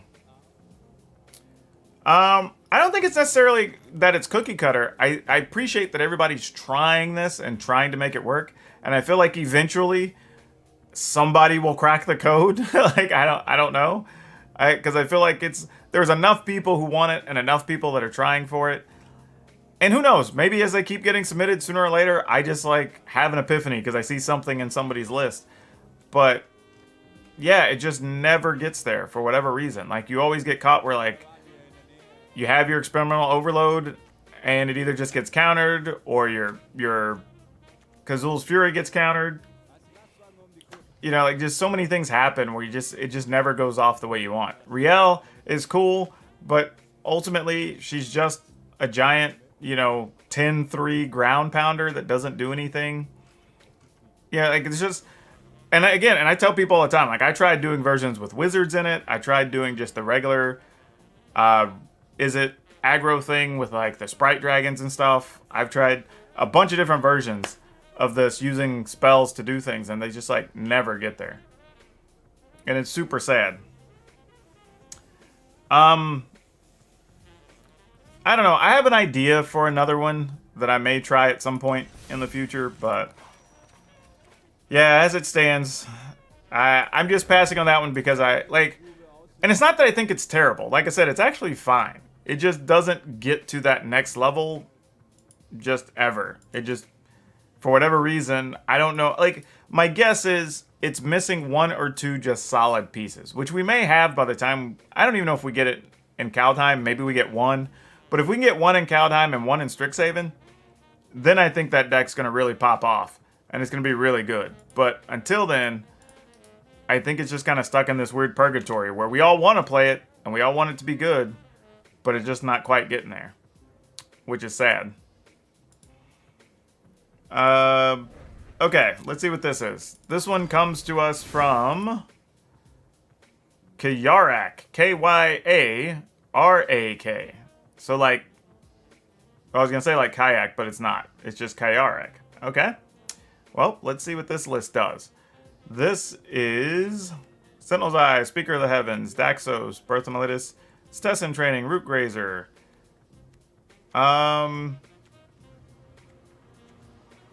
So this is just the Selesnya deck that we had last season. Just without a couple of the protective cards. Though it is missing an obvious card here with Alseid of whatever, the 1/1 that gains life, and sack to protect a thing. That should be in this list.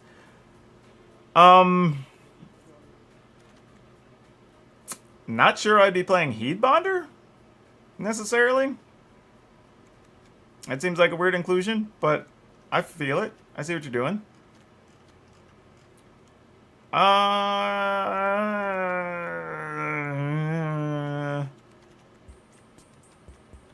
I don't hate this list. I think the problem is we just did a couple of enchantment lists over the last 2 weeks.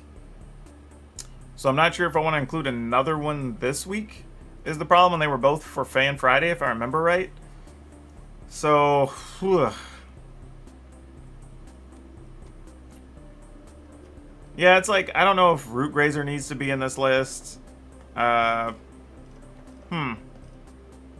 not a bad list, though. This is one I just put as like just being probably just a decent list to play with. Fun cards. I would just go in on like Felidar retreats and stuff though. Just give yourself max chance to hit your big cards, your big spells. But overall, like, this is one that's fine. I think just though, because we've done a couple of enchantment lists, even just last week and the week before. One that even had green and white. It just also splashed blue. I'm probably going to pass on it for that reason. Not that it's bad or anything. Let's see. Ugly Hoodrat submitted a deck list over on the Aether Hub. Let's see what we got here. Export. Bring this in over here. Nope, not that. Hold on. There we go. Now we have a list. Whoop, that's one from before. Wrong one. This must put it toward the bottom. It did. Alright, let's see what we got. So this is Mind Stone.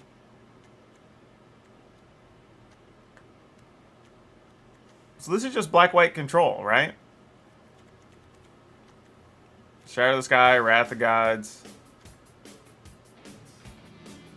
So they're just trying to kill him with Veto. Trying to get Veto Exquisite Blood combo.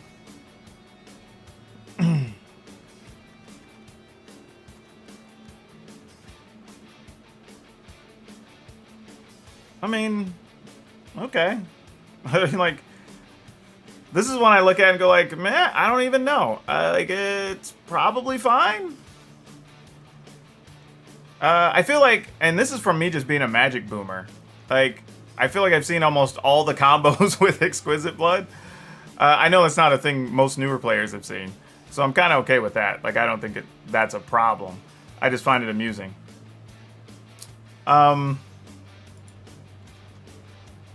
But, I mean, it's a different way to kill. You know, so there's that at least. But, I don't know. I mean, my problem... I'll tell you what my problem is with this list. And this is probably why I likely won't feature it on the channel. Is because the games would be long without anything really happening. They don't make for good video. though the list is probably okay. I mean, there's a lot of just sitting around with this list, right? Like you don't have a way to really close the game on your opponent. There's no like, there's not even like a big creature to finish with. There's just a 5-mana enchantment and a veto, right? Like, and it's hoping your veto lives. Like, otherwise, you're having to let like Sorin try to get veto back and then see if you can Exquisite Blood or whatever, you know. But yeah, I don't know. I mean, I get what the deck's doing, but I mean, and that's what I'm saying. I think it's probably a fine deck, right? I would choose additional kill conditions. I'd probably go to like 3 veto, 3 Exquisite Blood. Try to find like 2 or 3 other big finishers I could put in. Especially since you're already playing a couple of Grim Tutors. I would go up on like Mind Stones because there's zero reason not to.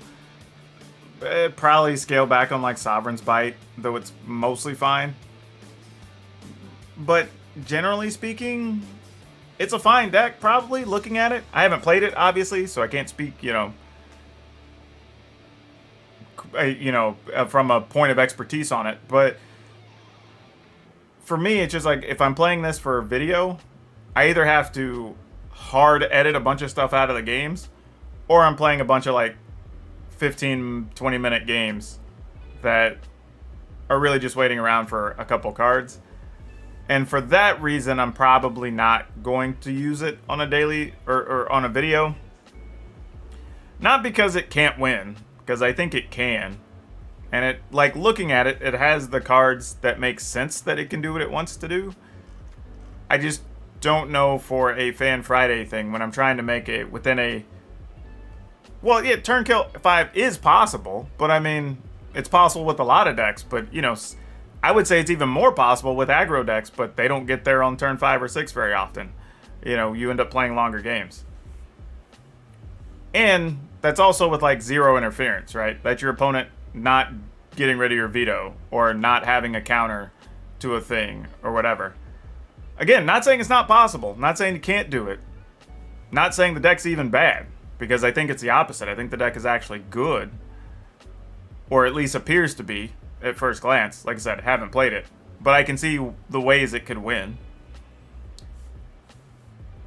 But, like I said, I'm not even saying it has to be aggro. I'm just saying I would like this better if it had more ways to close other than just the combo. And that's for me personally, because again, this is what I said about this from the beginning. This isn't about a deck being playable or not, a deck being good or not. Some of it is, where do I envision the deck if I try to play it and or feature it?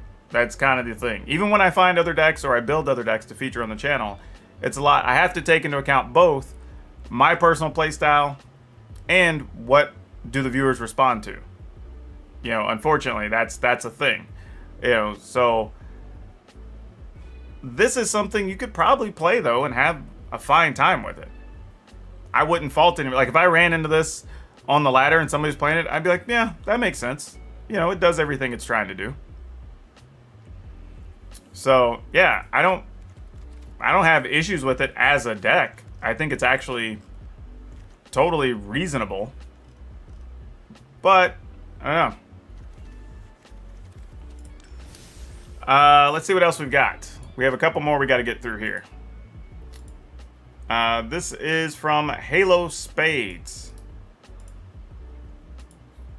And I'll say, like, the decks don't even have to be aggro decks, because again, the decks we featured last week were like mid-rangey decks that were playing enchantment combo-y thing, and then the other one was a transmogrify deck. So they don't have to be aggro decks. Oh, I can tell you though, Yorion decks, we're all, again, same problems, right? We're trying to make a 30-minute video. Probably, unless we're doing something really fun with Yorion, it's probably almost a no-go from the get-go on Yorions. However, this is having issue with cards from Goldfish. What card is it having issues with? Mana Confluence for some reason. I'm not even sure why it would have an issue with that card. says unknown card title, but that is the card title. Well, I don't know what to do with that one. This would have been from Halo Spades, but I'm not sure how to fix that error if it just doesn't like a card. I don't know. Maybe try deleting the card and resubmitting real quick. In the meantime, I'm going to go to our last submission from Nathan Friedman over on Goldfish. Here we go. Export to Arena. What do we got here? This one's also, well, let's see. Import. Scroll back up here. And we have Secret Keeper, Blood Chief's Thirst, Fae of Wishes, Acquisition Expert. I'm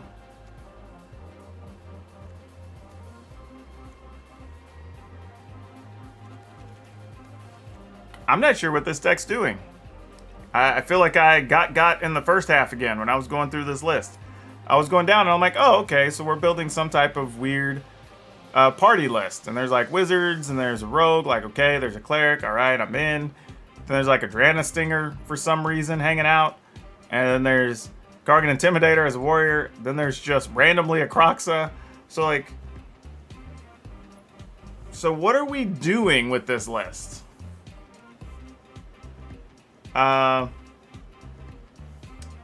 Make a deck with Obliterator and the Planeswalkers that give flash creatures. Discard party, thwart the grave.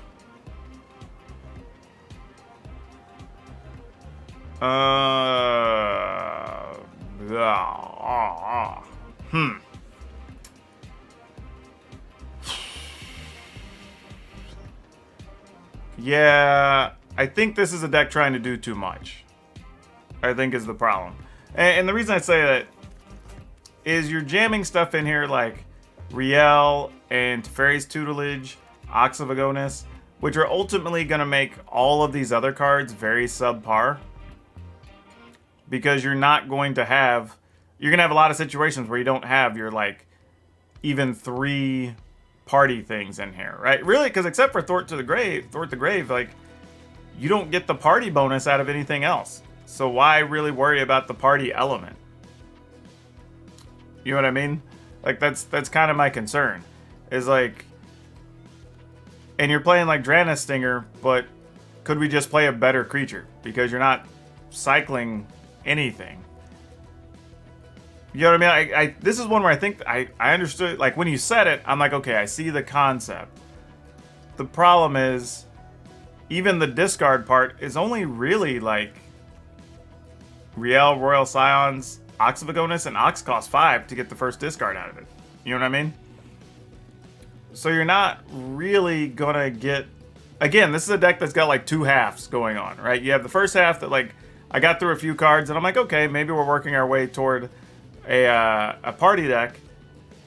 And then we got the second half and it's like, oh, what's all this with like Teferi's Tutelage and stuff? And then, you know, because of that, you took away the option to play some of the better party options. Like, where's it at? What card am I thinking of? This guy, right? Zagreus isn't in the list because you're playing Ox of Agonis. Which, if you're playing red-black, you might as well try to squeeze this into a party list. So yeah, I think this is another one where if we just had more focus, I could probably get on board. But I think as it is, I would probably end up just making something that just doesn't even look like the final list right now. I think that's kind of the problem. If Arena imported sideboards, it does import sideboards. But what does sideboards have to do with anything? Like, it's all there, but that still doesn't change much. I mean, took out Zagreus would probably... Yeah, I definitely wouldn't have taken it out. I definitely wouldn't. But I get what you're trying to do, but the problem is you're not, like... Tutelage isn't going to be your route to victory ever. I say ever. It might in the crazy long control matchup games or something. But it's really just taking away from everything else your deck's doing. Like, there's really no reason for that to even exist in here. But yeah, that's kind of my biggest issues. Like, I think this deck kind of has to decide what it wants to be doing. Like, we have to decide, like, are we trying to be a party deck or are we trying to be a graveyard deck? Because either way, if you're trying to do that, like, by trying to squeeze both those together, there's other things you could be playing, like the 2-1 for 2 that just flips a couple cards in graveyard, has Death Touch, you gain 2 life, right? Like, that's just better. Right, you can block it, use it to block and kill creatures. You can gain life from it. You can fill up your graveyard and use Kroxa, Ox of Gonus, whatever, right? But because you're choosing to play that party element, you're taking away that option that makes those other cards better. Or vice versa, like we're saying, like because you're playing Riel, Ox, whatever, you're taking away some of the other things that can make your party elements better. So neither half, and the problem is there can be a lot of times you draw the wrong half of the deck together, and then it's not going to really do what you want to do. And then, you know, Drana Stinger, just a bad choice. It's just an ugly grizzly bear for the most part. It's not really doing anything in this list other than being a wizard. And in these colors, you can definitely find another wizard. Like, there's zero reason to play Drana Stinger in this list. So that's what I'm saying. So there's a lot of stuff like that just like, it's having a major identity crisis on what it's trying to do. It's got to be a lot cleaner. And ultimately, Teferi's Tutelage is just kind of out of place altogether. Because really, unless you have Royal Scions to draw extra cards every turn, you're probably not getting a whole lot out of the Tutelage. I mean, it kind of works with Riel, but you don't really have stuff to discard. So yeah, I mean, it's just taking up shop for not a whole lot of gain there, unfortunately. So yeah, this is one I'm going to pass on, but again, just because I would basically be rebuilding an entire deck, and I'm not totally sure what has more value to you there, which is kind of a big deal. Okay. So man, we went a couple of hours there. That was a lot of deck lists, but that's good. I'd rather that than the other option. So that worked.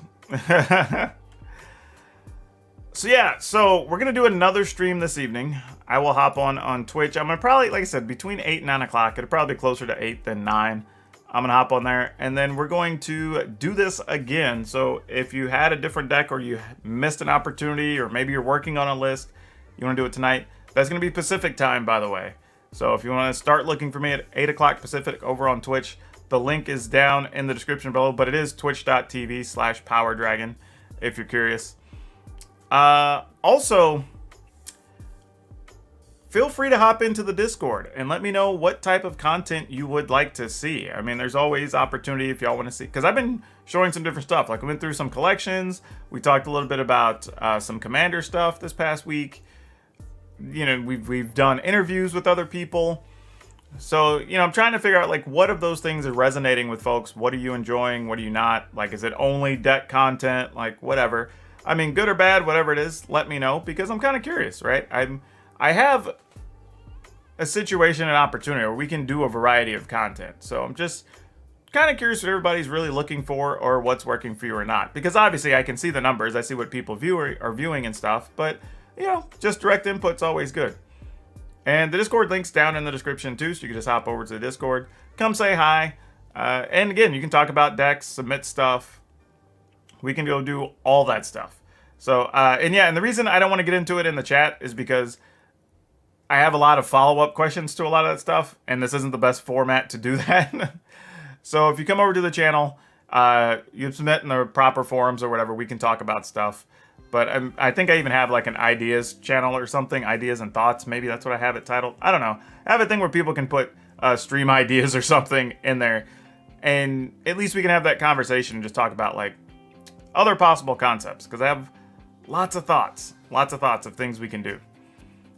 But yeah, I appreciate y'all stopping by. That was a whole lot of decks to go through. We have 4 or 5 from today, so that's pretty good. The YouTube crew came through. We have quite a few to work with. Several I'm going to have to like give a for real keen eye to and see how it works. But we should be able to get something out of these. So I'm digging it. thank y'all for participating.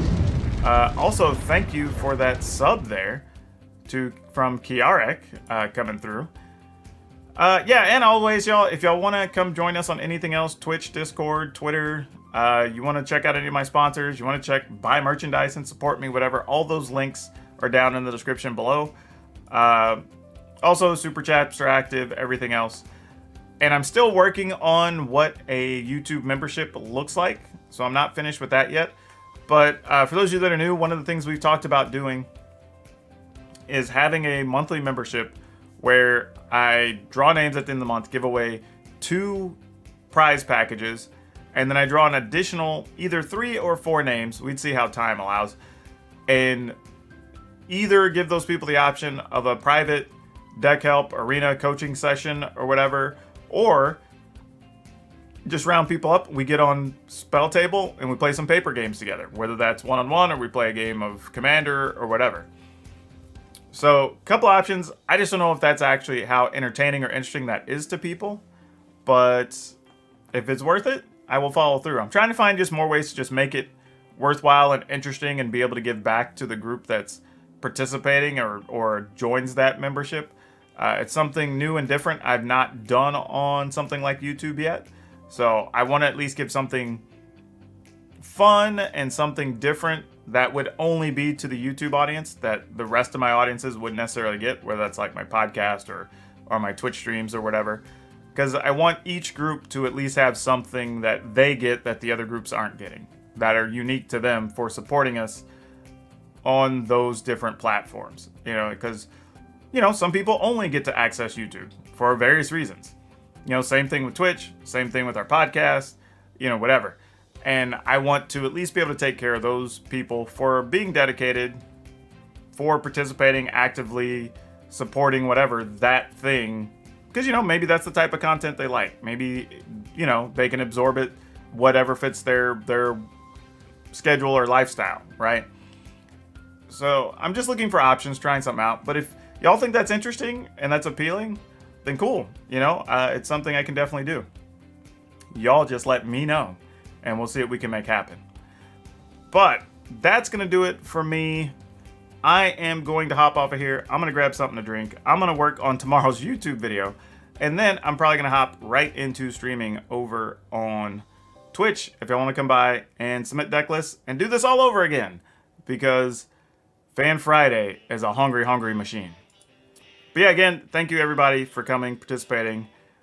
Really appreciate it. Really love y'all. This whole YouTube thing's been a hell of a ride for 9 months. Or 10 months, I guess, now, because we started in February. Really putting videos up every day. But yeah, y'all are really making it worth it. And it's nice to feel appreciated. And I'm super thankful for every one of y'all that comes by, even for these new weekly streams, just to share deck lists and look at stuff and talk about things.